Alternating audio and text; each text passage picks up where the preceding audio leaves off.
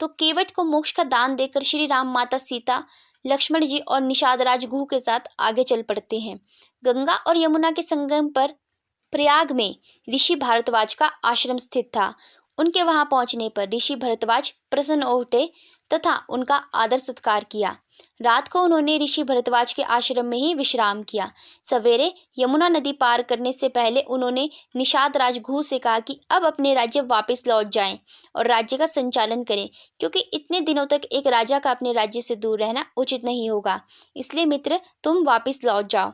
निषाद राज दुखी मन से श्री राम जी की बात मान लेते हैं, किंतु निषाद राज श्री राम से वचन लेते हैं कि जब उनके 14 वर्ष का वनवास पूर्ण हो जाएगा तो वह अयोध्या लौटने से पहले अपने इस मित्र से मिलने आएंगे। इस पर श्री राम निषाद राज को वचन देते हैं कि वे उनसे मिलने के बाद ही अयोध्या लौटेंगे। इसके बाद निषाद राज अपने राज्य वापस लौट जाते हैं और श्री राम, माता सीता और लक्ष्मण जी भी यमुना नदी पार करके चित्रकूट पहुंच जाते हैं। वहां का सुखदायक वातावरण देखकर श्री राम ने कुछ दिन वहीं रहने का निश्चय किया।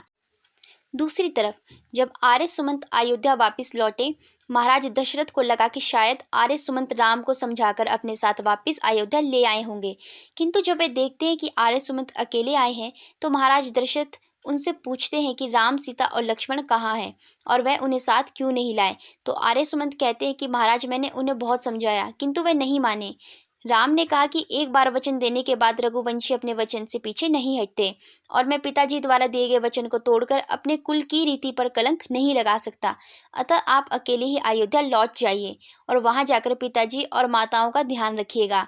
पिताजी और माताओं से कहिएगा कि वे हमारे वनवास का शोक न करें। इतना कहकर राम ने मुझे लौटा दिया। महाराज दशरथ जी का स्वास्थ्य श्री राम जी के वन जाने के बाद बहुत खराब था। उन्हें मंत्री आर्य सुमंत से उम्मीद थी कि शायद वह उनके पुत्र राम, लक्ष्मण और पुत्र वधू सीता को वापस अयोध्या ले आएंगे, किंतु आर्य सुमंत के अकेले आने के बाद उनकी ये उम्मीद भी समाप्त हो गई थी। अतः उनका स्वास्थ्य और भी खराब हो गया। एक दिन वे शैया पर लेटे हुए थे कि अचानक राम राम मेरे राम चिल्लाते हुए उठ गए। उन्होंने माता कौशल्या और माता सुमित्रा से कहा कि मुझे कुछ दिखाई नहीं दे रहा। तब माता कौशल्या और माता सुमित्रा उन्हें शांत कराती है।